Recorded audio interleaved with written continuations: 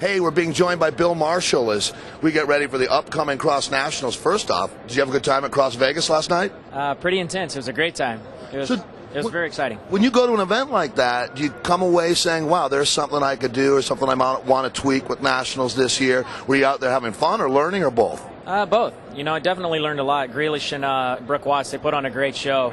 You know, Chris has obviously been in the sport of cross for a long, long time, so I've learned a lot just talking with those guys and seeing what they do at the Boulder Cup last year as well as last night. So, you know, with Nationals coming up, it's going to be in mid-December. I think a lot of people remember back to a few years ago when it was definitely cold. What are you expecting for this year? Tell us a little bit about the course and a little bit about what you expect conditions to be like.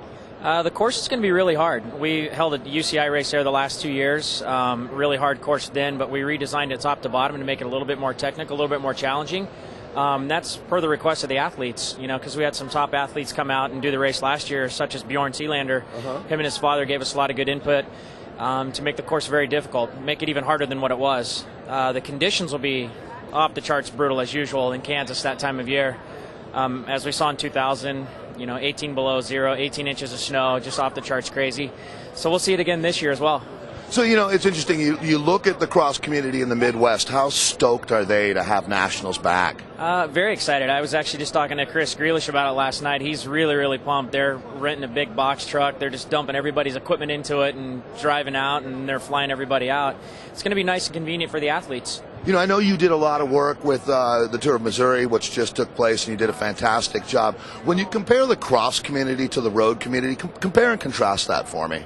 It's a complete 180, you know, as far as the type of spectator that it is. This is a good fun, beer drinking type crowd. Not that the road crowd's not like that, but it's definitely a rowdier crowd, as we saw last night across Vegas. It's really the good time, feel good crowd that we like to have at an event. For sure. So what are you looking to do? Like, will there be a beer garden? How are you trying to maximize the spectator experience this year? We've really put a lot of effort into the expo area that we're working on, giving it a good Kansas City feel, you know, a lot of barbecue. We've got Anheuser-Busch on board as a sponsor. The race will actually physically go in between two beer tents. The barriers, they'll dismount of some sort of sand between the two tents to really get the crowd right on top of the race course. So, you know, it's been really intense this year as far as, you know, at the Road Nationals, the way the pre-registration has filled up very, very quickly, and there's almost a race to get into the race at this point. How are you doing? I understand the numbers are huge, but have some categories filled up? Where are we at with that? Right now, as of this morning, we're at 1,200 athletes pre-registered.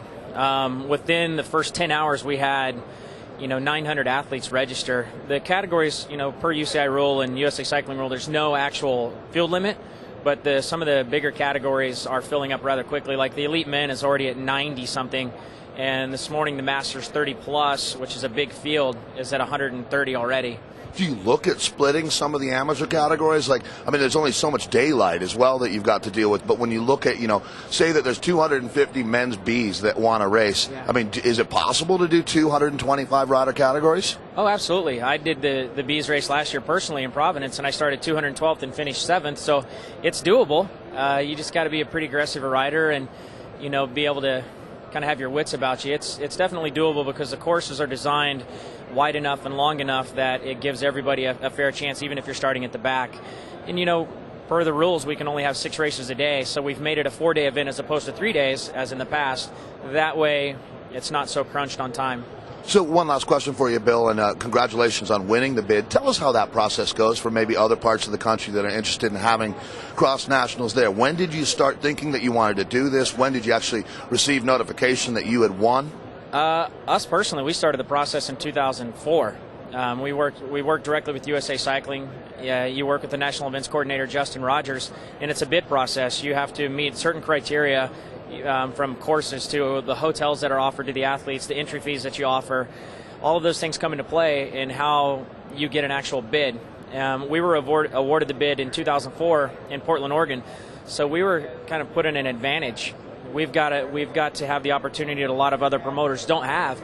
We were able to host a UCI race 2 years in a row to really give us a good idea how the course is going to work, how everything's going to kind of come into play. So we were lucky. The people that do it after us aren't so lucky right now because we don't know who that is because no one's bid on it yet. They haven't opened the bid process just yet. All right, well, good luck, Bill. And Thanks. So Bill Marshall with the upcoming national championships, that's going to be a great time. So we hope we'll see you there in mid-December.